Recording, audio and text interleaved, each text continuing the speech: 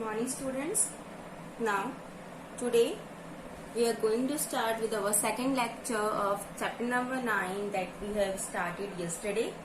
Okay, and in yesterday we have just start with the introduction of chapter number 9, that is the electromagnetic induction. Okay, and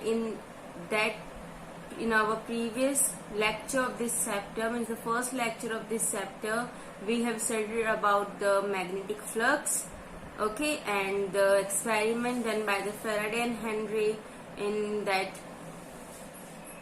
electromagnetic induction. We have just completed 3 experiments.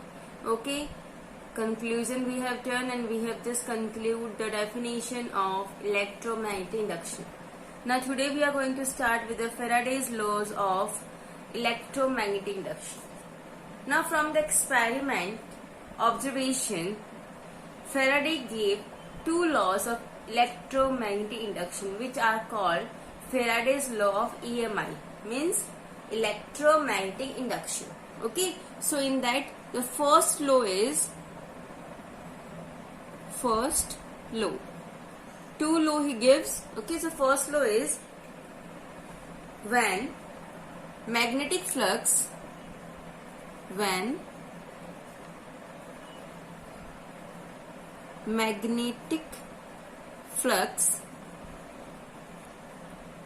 associated with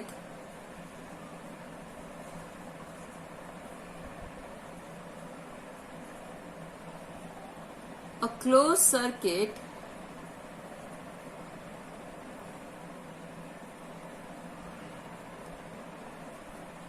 where is an EMF is induced in the circuit.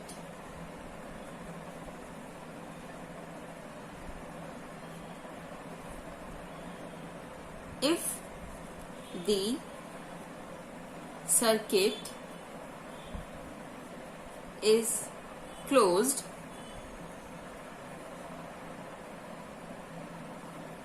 an induced current develops due to this induced EMF in the circuit.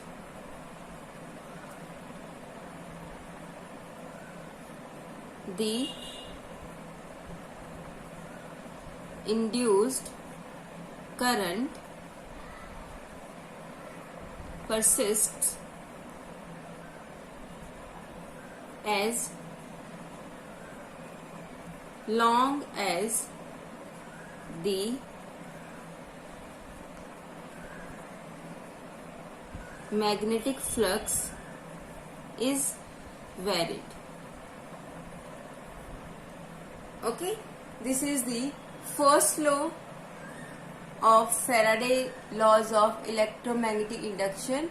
Okay, and in this he has just said that when the magnetic flux is associated with the closed circuit, okay, it has been varies, and an EMF is induced in the circuit. As the magnetic flux is varies in a closed circuit, an EMF is induced in the circuit. And if the circuit is closed, an induced current is also developed due to this induced EMF in the circuit. Okay, due to the magnetic flux associated in a closed circuit, an EMF is induced in the circuit. And if the circuit is closed, that we have declared firstly, then due to this induced EMF, it develops the induced current also in the circuit. And the induced current persists as long as the magnetic flux is varied. Simple as that. Okay, because it was indirectly, the induced current is indirectly linked with the magnetic flux. Okay, so firstly the magnetic flux is associated in a closed circuit, then the EMF is induced in the circuit, and due to this EMF it develops induced current. So induced current will be remain in the circuit as long as the magnetic flux is varied in the circuit. Clear? Okay, so this is about your first law of Faraday. Now the second law.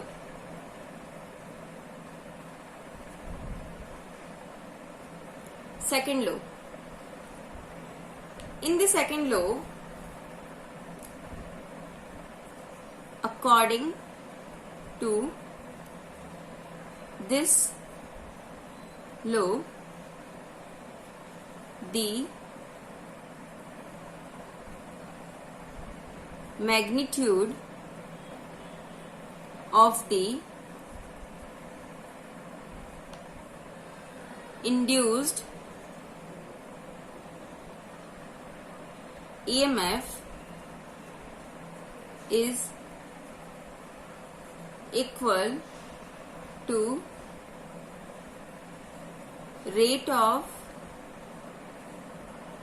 change of magnetic flux. Magnetic flux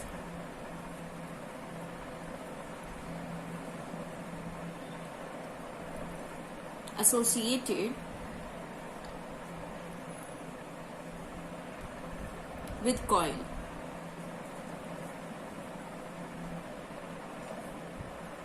If induced EMF is denoted by E, then E is equals to d phi E upon dt, d phi B upon dt, equation number 1. Okay, so what is there in the second law of Faraday? In the second law of Faraday, the magnitude of the induced EMF is always equal to the rate of change in the magnetic flux. Okay, this is the second law. In the first law, as the magnetic flux is associated with the closed circuit, it varies, so it induces the EMF, and due to this EMF in the closed circuit, induced current is also be developed. Okay, and the induced current will persist as long as the magnetic flux is varied. That was the first law. And in the second law, the magnitude of the induced EMF is always equal to the rate of change of flux. Which flux? Magnetic flux. That is, EMF is equals to d phi B upon dt, equation number 1. Okay, and if there are n number of turns, okay, so for any closely wound coil of n turns, the variation of flux is associated with each turn is same. Okay, so for a closely wound coil of n turns, variation of flux associated with each turn is same. So the total induced EMF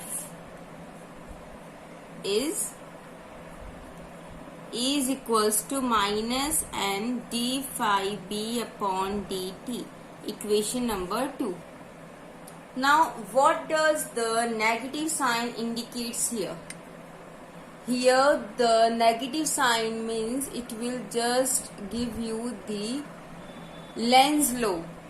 Okay, it was in this equation the negative sign is due to the Lenz law. Okay, and this Lenz law we will discuss afterwards. Okay, now you know that the formula of magnetic flux is BA cos theta. Okay, so if by changing the magnetic field or by changing the total area, the flux will also be changes, or between angle also we are changing, then the flux will also be changed. Okay. Now moving toward with the next one, we are going to solve one example, one numerical, and the numerical is a coil is placed in magnetic field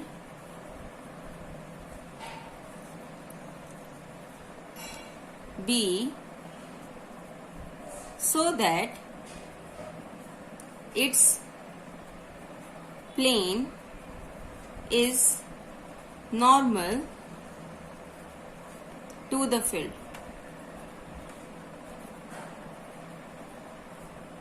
If magnetic flux associated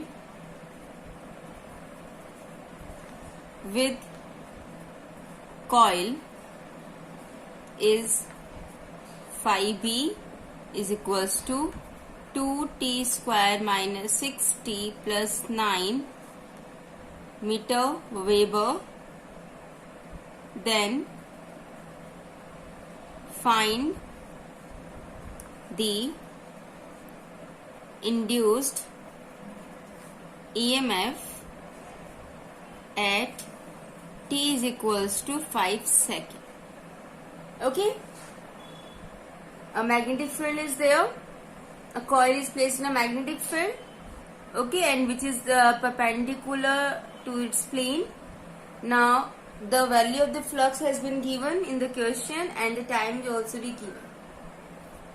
We have to calculate the induced EMF. Simple as that. Right now we have studied about the Faraday's law. So the induced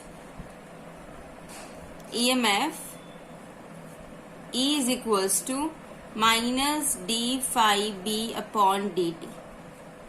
Now you know that it was given in the question that the phi b is equals to 2t square minus 6t plus 9 meter Weber. Simply we are going to put the value of phi b, and we have just do the differentiation with respect to time t. So 2t square minus 6t plus 9. So it will become 4t minus 6. Okay, and it will become 0. Clear? Volt.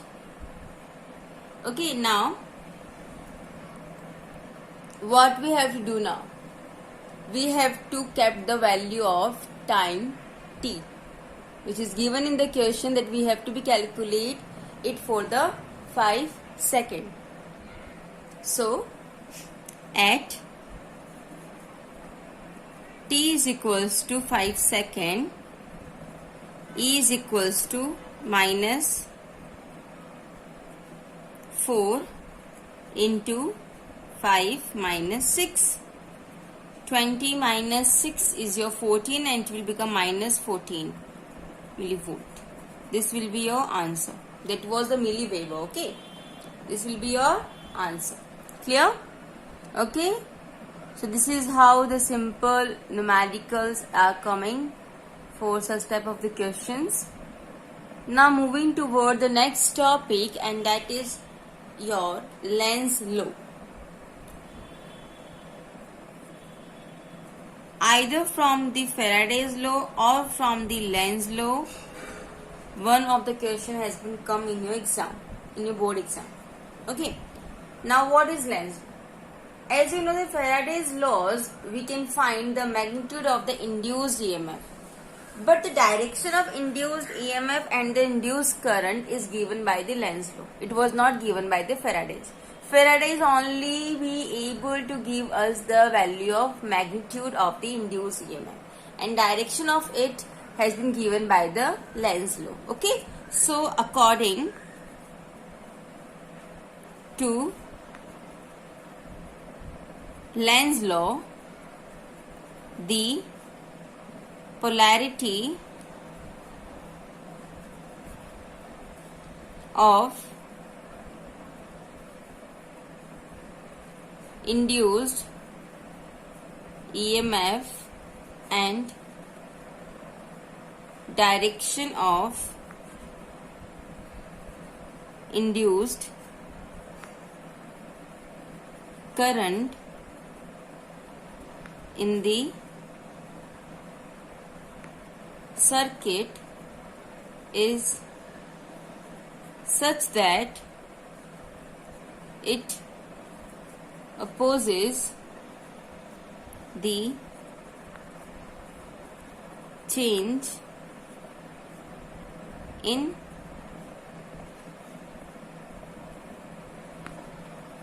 magnetic flux that produced it. Okay, so in the Lenz law, the polarity of the induced EMF and the direction of the induced current in the circuit is such that they opposes the change of magnetic flux that produced it. Okay, how? As the number of turns has been increases, okay, as the magnetic flux has been produced, the polarity of the induced EMF and the direction of the induced current both are just opposes the change which is produced in the magnetic flux. You know, due to the magnetic flux, the EMF induced, and due to the induced EMF, the current is induced. So current induced is directly, or we can say indirectly, equal to the change in the magnetic flux. Now second law which is given in the Faraday is the EMF is equal to the rate of change of the magnetic flux. It means the change which is produced in the magnetic flux is such that it opposes the direction of the induced current as well the induced EMF also, the polarity of the induced EMF. Okay, so from Faraday and Lenz law, what is the law beta? E is equals to, just give its opposite sign, d phi b upon dt, the same of the Faraday's law, just the negative sign will be here because it will be opposes the change in the magnetic flux. Equation number 3. Okay, and if there are n number of turns for coil having n turns, E is equals to minus n d phi b upon dt. Equation number 4. Okay, so what does it means? That when the magnetic flux through the coil increase, the direction of the magnetic flux field lines due to the induced current is opposite to its original magnetic field lines, and when the magnetic flux through the coil decreases, the direction of the magnetic field lines due to the induced current in the direction of original magnetic field lines. Okay, if it will be increased, it will be opposite to the original magnetic field lines, and if it decrease, then it will be in the direction of the original magnetic field lines. Okay, clear? Now, as we are just be imagining that there is a north pole of a bar magnet. If it was moves towards the face of a coil, okay, then the direction of the induced current in the coil is such that this face of the coil behaves like a north pole, and there is a repulsion between the bar magnet and the coil, so induce the current in a coil opposes the motion of a bar magnet. Okay, and if the north pole of a bar magnet moves away from the coil, okay, then the direction of the induced current in the coil is such that the face towards the magnet behaves as a south pole because the north pole is moving away. So it was be like a south, behave like a south pole. and there is attraction between the coil and the magnet. So the induced current opposes the motion of the magnet. Clear? Means if the north pole of a bar magnet is coming towards the coil, then in the coil also the north pole has been generated, okay, and they are repelling to each other because same pole is there. And if the north pole is moving away from the coil, it means away, it will going in opposite direction, then in the coil a south pole has been generated. That's why the coil and the magnet both attract each other, because there are different poles present. Clear? Okay. So in the Lenz's law, you know it very well, d phi b upon dt. So here the negative sign gives the direction of the induced EMF. The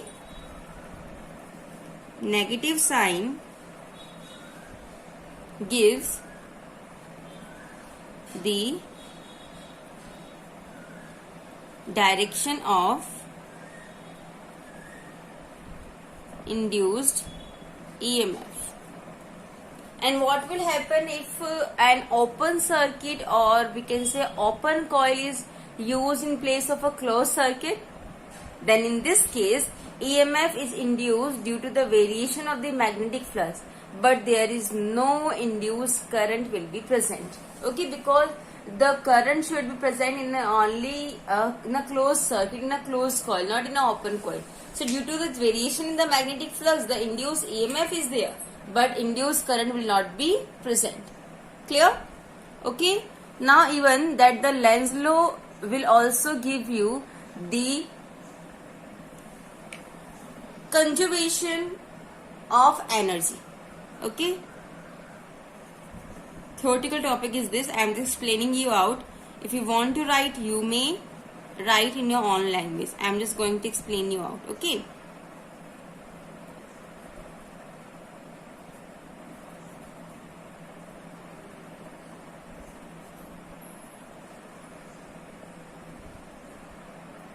So you know that the Lenz's law is based on the law of conservation of energy. So for this, let us imagine that the north pole of a magnet moves towards the coil, and the direction of the induced current is such that the plane of a coil towards magnet behaves as a south pole, not as a north pole. As we have discussed, and what we have discussed right now, that if the north pole is coming towards the coil, then there will be a north pole is generated in the coil. But now here we are taking the opposite case, that if the north pole of a magnet moves towards the coil, the direction of the induced current is such that the plane of a coil towards the magnet behaves as a south pole, not as a north pole, as we discussed. Okay. Now the coil attracts the magnet and it is accelerated, because different poles are there, so they are just be attracted towards each other and it is accelerated. Now due to the acceleration, the induced current in the coil also increases, which produces greater force on the magnet, and acceleration also increases. So hence the kinetic energy of a magnet and rate of heat, that is your I square R, in the coil is also be increased, because they are accelerating. So there are increase in the rate of a heat is also be there. Now hence if initially we push the magnet slightly towards the coil, we are just pushing the magnet slightly towards the coil, its velocity and kinetic energy increases continuously without spending any energy. Further, which the law of conservation of energy. Okay, but you know it very well, hence our imagination is wrong. This is only the imagination which we have imagined. So in the experiment for the electromagnetic induction, we have seen that keeping the magnet in motion, external work is to be done against the induced EMF. Where does the energy spent in work goes? And the mechanical energy spent in a work converts in the form of the electrical energy. And the mechanical work done by the external source is equal to the energy dissipated by the Joule's heating due to the induced current. here no any work has been done by their own. We have to provide some mechanical work, then only that work has been converted into the electrical energy. Okay, and it was equal to the energy which is dissipated by the Joule's heating, okay, due to the induced current. So the Lenz law follow the laws of conservation of energy also. Okay. Now in this, the next topic is induced current and induced charge. Now, according to Faraday's law,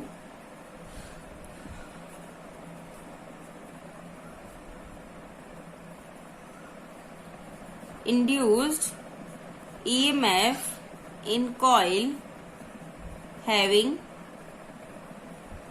N turns is, we know the formula, E is equals to minus N d phi B upon dt. Okay.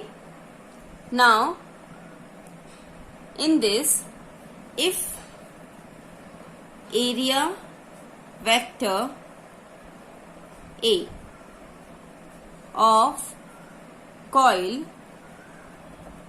is along magnetic field B,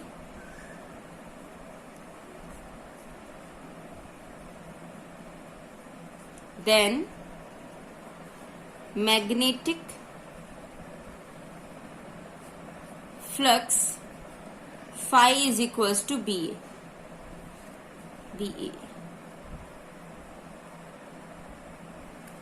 Okay. Now simply we are going to put the value in the formula. Okay. So it will become E is equals to minus N d by dt BA. And if A is fixed and B is variable, then E is equals to minus N, A is fixed, so it will be constant, dB by dt. This will be equation number 1, equation number 2 and equation number 3. Now the next time we are just making fixed B and varying the value of A. So, if B is fixed and A is variable, then E is equals to minus N, B will become now constant, dA by dt, equation number 4. If the total resistance of circuit is R, then induced current is, what was the formula? I is equals to V upon R, and here EMF is there, so E upon R. So it will become like, what is the value of E? Minus N d phi B upon dt divided by R. Equation number 5. Now from here we have to take the value of induced charge. So induced charge in time interval dt is, current is equals to charge upon time and charge is equals to current into time. Equation number 6. Just I have to put the value of I in equation number 6. It will become dq is equals to minus n by r d phi b, because dt and dt has been cancelled out. It will become equation number 7. Now suppose the flux is changing from phi b1 to phi b2. Okay. So we have to take the integration and put the limits. Okay. So if flux changes from phi b1 to phi b2, then induced charge is, we have to do the integration of dq and then minus nr will be your constant and of d phi. Okay, and it will be your from phi b1 to phi b2. Okay, so you know the integration of a constant is dq minus nr. So d phi b will be your phi b. I am just directly putting the limit. So phi b2 minus phi b1. Just multiply with the minus sign also inside the bracket. So it will become q is equals to n upon r phi b1 minus phi b2. Equation number 8. Okay, and from this equation it is clear that the magnitude of the induced charge depend upon the change in the flux but does not depend in the rate of change of flux. Okay, the magnitude of the induced charge will be depend on the change of flux, does not depend on the rate of change of flux. Clear? Okay, so this is about that. Now the next we will do the next topic will be of Fleming's right hand rule. I am just explaining you the Fleming's right hand rule. You have to be write it by your own beta. Okay, because you know I have just been explaining you about the Fleming's left hand rule. Simple as that. The same thing is there that we have to be applied in the right hand also. So Fleming right hand rule. Okay, so in the Fleming right hand rule, this will be your right hand. Like this it will be there. Okay, so in the Fleming's right hand rule, the direction of the induced current we have to be gives by the Fleming right hand rule. Okay, now according to this rule, the forefinger, this is your forefinger. Okay, the forefinger, it will represent the direction. Sorry, we have to say three things: forefinger, the middle finger and the thumb of your right hand. Okay, and these three things, thumb, forefinger and the middle finger, should be perpendicular to each other. Now if the forefinger shows the direction of the magnetic field, thumb shows the direction of the motion of, and the middle finger shows the direction of the induced current. Okay, this is like that. Forefinger shows direction of the magnetic field, thumb shows direction of the motion, and the middle finger shows direction of the induced current. And the Fleming right hand rule gives the direction of the induced current. Okay, so this is about the Fleming's right hand rule. This you have to be write by your own. Clear? Okay, any doubt beta? Now moving towards our today's homework, and the numerical for that is, first is the graph given below shows a time dependent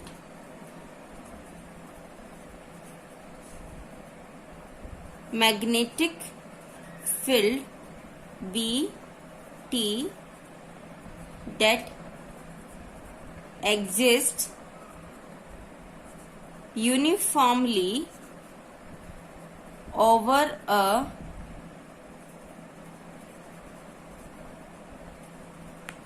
conducting loop.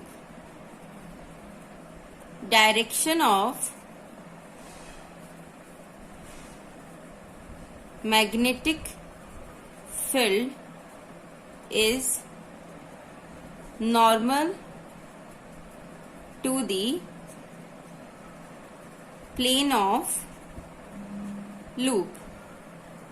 You have to arrange 4 parts A, B, C and D of figure in order of